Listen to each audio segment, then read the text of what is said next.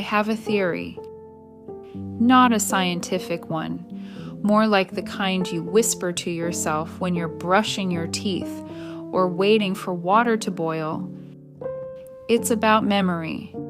And bees, don't leave. It's just that I think we're all carrying around these invisible jars, little glass things we fill with the moments that made us feel something. Not always big things. Sometimes it's just a smell, or a Tuesday, or someone's laugh when they weren't trying to be funny. I've been thinking about that a lot lately, maybe too much.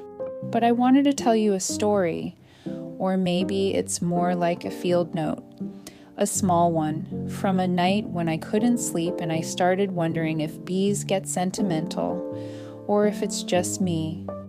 Maybe the bees make honey not to eat it, but to remember the sweetness of summer when the frost comes. When I was little, I used to think honey came from the sun itself, that it dripped down slowly, thick and golden, into jars the bees carried on their backs. I imagined them flying all the way to the horizon just to scoop it up before the light vanished. Now, older, I wonder if that's what we do too. If we collect moments, sweet golden ones, not to consume them right away, but to survive the frost. Like that afternoon last October, the one where I sat on the porch with someone I loved and we said nothing. The leaves fell in slow motion. The air smelled like apples and wool sweaters. And I tucked it away. A honey jar moment. I never opened it until February, when everything felt bare and brittle. And when I did, it was still warm. Maybe we're all little beekeepers in our own way, tending to our inner hives, sealing joy in waxed memory so that we'll have something when the cold sets in. Not just winter cold, the other kind too, the kind that settles in the chest. Maybe honey isn't a treat.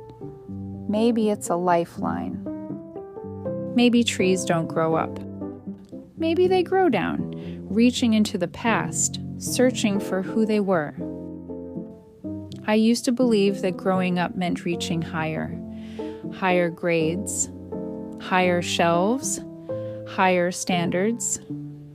But when I watched the old tree in my grandmother's yard crack and fall after a storm, the roots were what stayed. They didn't give way. They just held on, quietly. Even when the trunk was gone, the roots were still gripping something deep. So I started wondering, what if trees aren't reaching toward the sun because they want to escape the earth, but because they're being pulled backward at the same time? Maybe they're not stretching for light, but digging for memory. Searching underground for the rainy season when they were seedlings, trying to remember the thunder that made them grow crooked, trying to reach the voice of the little girl who used to sit against their bark and read out loud even when no one listened. And maybe that's why, when life feels stuck or strange, I feel this urge to go backward, to find the last place I felt like myself, to trace the roots, back to where I wanted things, back to when I thought things were still possible. Maybe growing isn't about becoming new. Maybe it's about remembering old truths you left buried. And maybe that's why trees don't rush. They know the past isn't gone. It's just deeper. Maybe the wind is just time, moving sideways instead of forward. There was a day, and I don't know why I remember it so clearly, when the wind came in through the window and it smelled like crayons, not the waxy kind, the kind that had been left in a pencil case too long, rubbed soft by papers and time. And just like that, I was back in second grade, leaning over a worksheet I never finished, wearing a hoodie with the sleeves chewed at the ends, wondering if the boy next to me liked me back because he let me use his red. Nothing extraordinary happened that day, but the wind brought it back, as if time had slipped sideways for just a second and landed in my lungs, and I didn't know whether to smile or cry. Maybe that's what wind really is. Not weather, not movement, but memory, spilled out of the edges of a day and caught midair. Little pieces of time that didn't quite make it into the past. Maybe the wind isn't asking us to move forward. Maybe it's asking us to listen, to stop just for a second and notice what part of ourselves it's carrying back to us. Maybe the stars aren't burning. Maybe they're blinking, like eyes watching us remember who we are. When my grandmother died, I stood outside the night after her funeral and looked up. It wasn't cloudy, but I couldn't see a single star. I remember thinking, maybe she took them with her. Or maybe I just didn't know how to look anymore. Later that week, the stars came back, soft, sharp, impossibly old, and one of them blinked, just once. Or maybe I blinked. It's hard to tell the difference when your heart is raw. What if stars are not distant or dead? What if they're eyes? Not in a spooky sci-fi way, in a quiet, ancestral way. Eyes of people who once loved you, watching not to spy, but to witness. To see if you remember who you are, not what you do, not what you wear, but the version of you that danced in socks in the hallway, the one that believed in magic, the one that wept during cartoons, the one that paused before hurting someone just to ask, do I have to? I think stars blink when we do something brave, or when we finally forgive ourselves. Maybe when a bird sings, it's not because it's happy, but because it has something too big to carry alone. We say singing like it's a celebration, but what if it's more like a sigh? What if that little trill in the morning is really a way to say, I made it. I'm still here. That's all. I remember once hearing a bird sing just after a car crash outside my apartment. Everything was sirens and shouting, but somewhere nearby, steady as ever, was a finch, calling out like nothing had changed. Maybe that's not ignorance. Maybe that's survival. Maybe when we hum in the kitchen while rinsing dishes, or sing a line we half remember in the shower, it's not because we're fine. It's because we're trying not to fall apart. A tune is lighter than a burden. So maybe we wrap our heaviness in melody and let it fly. Maybe shadows aren't cast by light, but gathered by it, like forgotten thoughts hiding behind us. Some shadows are sharp, like regrets we still haven't named. Others are soft, stretched out across sidewalks, following us like old stories. I've had days where my shadow looked taller than I felt, and other days where it didn't show up at all, like it was off sulking somewhere or didn't want to be seen next to me. But maybe it wasn't avoiding me. Maybe it was holding something for me, a version of me I couldn't carry that day. What if our shadows aren't made of darkness, but of memory? Of every quiet version of us that waited to be chosen, every no we whispered when we should have shouted, every love we almost gave, every truth we tried not to see. Maybe they don't follow us out of loyalty. Maybe they follow us around until we are ready to face what they have been saving. Maybe the moon isn't far at all. Just a silver coin in the pocket of the sky, pulled out to comfort us when we feel alone.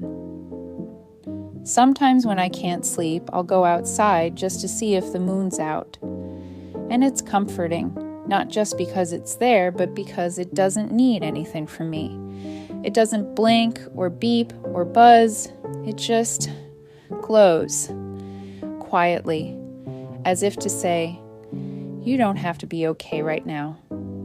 Maybe someone long ago put it up there for this exact reason, like a light on the porch, like a coin you rub in your pocket when you're nervous, like a lullaby you don't quite remember, but hum anyway. Maybe we're not meant to chase the moon. Maybe we're meant to let it find us. In the moments when everything else is loud and we're craving something that doesn't want anything in return.